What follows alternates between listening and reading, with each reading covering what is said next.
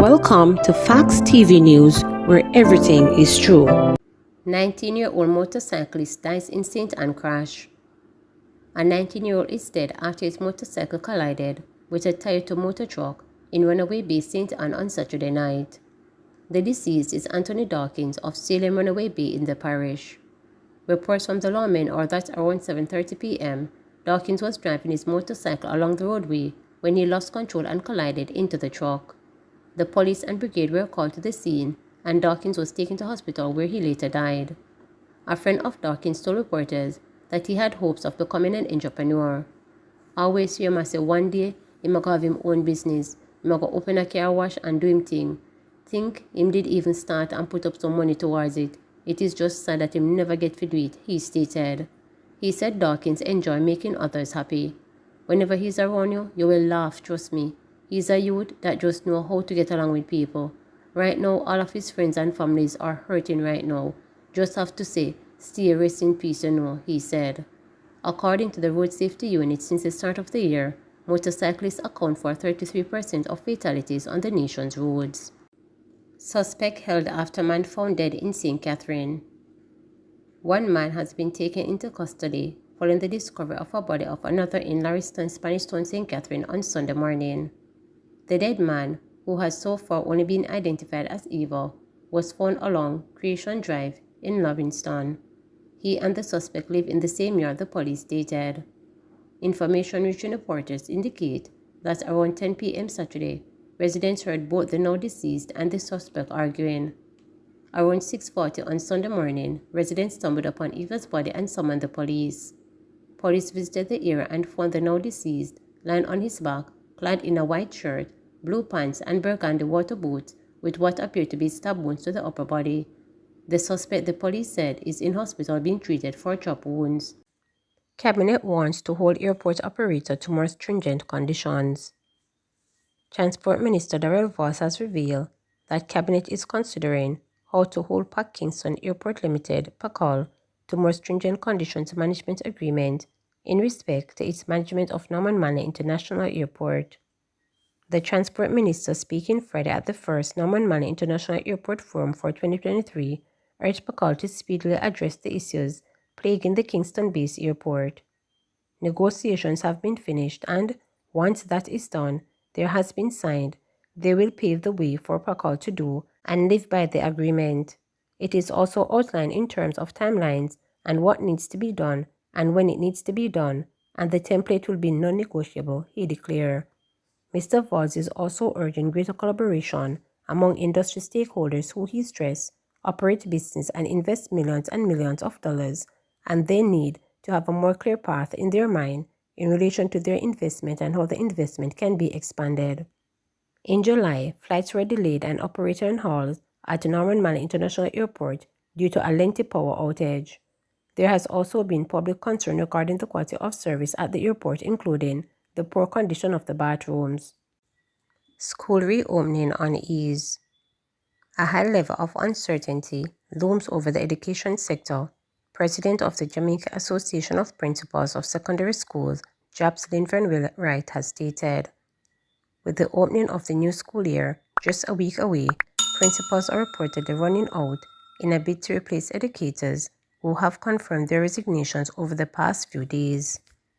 According to the JAPS president, who is also principal of William Knibb Memorial High School in Trelawney, these last-minute resignations will automatically mean that there will be an influx in inexperienced teachers in the classrooms come September. Pointing out that he too has received 13 resignations at his school, Wright told reporters that he has also had to engage recent graduates to fill those positions. Most of us can fill the positions will have many inexperienced teachers who will have to be doing some work with in terms of professional development. We have issues with students where it is difficult for them to really grasp the information, and with the inexperienced teachers, it will be a little more difficult, so more work will have to be done by us principals and senior teachers to help them cope much better and give the students the best chance they can get learning, Wright explained. Just last month, Wright told reporters that principals were sitting on the edges of their seats as a host of teachers had reportedly expressed a desire to move on to better opportunities.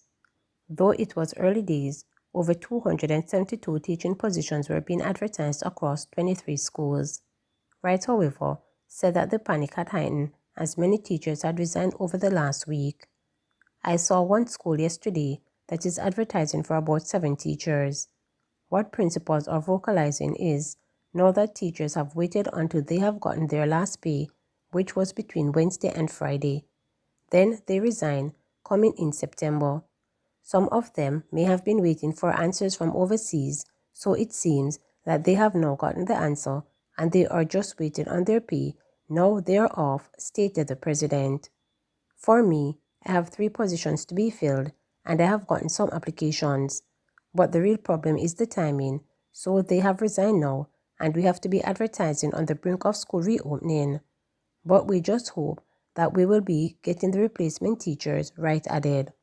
In the meantime, Wright told reporters that though teachers' migration is not a new phenomenon, teachers have stated that their reasons for leaving is based on the belief that their needs have seemingly been overlooked by the Jamaica government.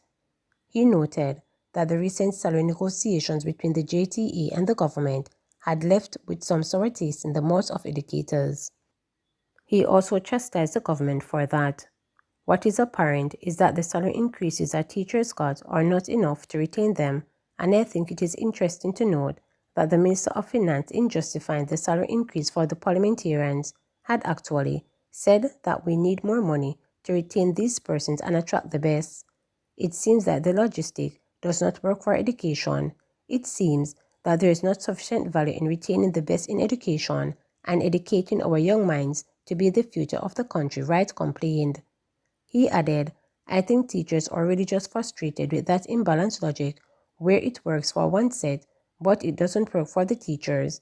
And I think for that reason, many of them are going. It is unfortunate. At the same time, Wright told reporters that the Ministry of Education has been working with school principals to cushion the undeniable blow that will be caused by the departure of the educators. He said that in addition to the new graduates, principals can engage other educators wanting to lend a hand. We have had some suggestions from them as to how we could go about things, and the truth is that the ministry has made some provisions. We can employ educators who have retired since 2018, and we can have people work for themselves. That is what is called locus tenens, as teachers going off on leave can come back to work if the area is scarce, explained Wright. Many of us have employed teachers who are just coming out of college to assist us, and there is still the pre-trained aspect where many people are leaving universities but are not trained as teachers. Those are persons we can also employ, so we are exploring other avenues and are hoping that we can get the teachers, he added. While he was unable to ascertain if any specific subject area will be gravely affected by these impending departures, the JAS president told reporters that principals have shared concern about the scarcity of English and technical teachers. Some principals seem to be very concerned about English is one of those areas where there might be problems. I can't say definitively if there will be a shortage of English teachers just yet though. What I know is that the industrial arts areas, the technical vocation subjects such as mechanical technology, those areas the teachers are very scarce, stated Wright. Please remember to subscribe, like, share, and click the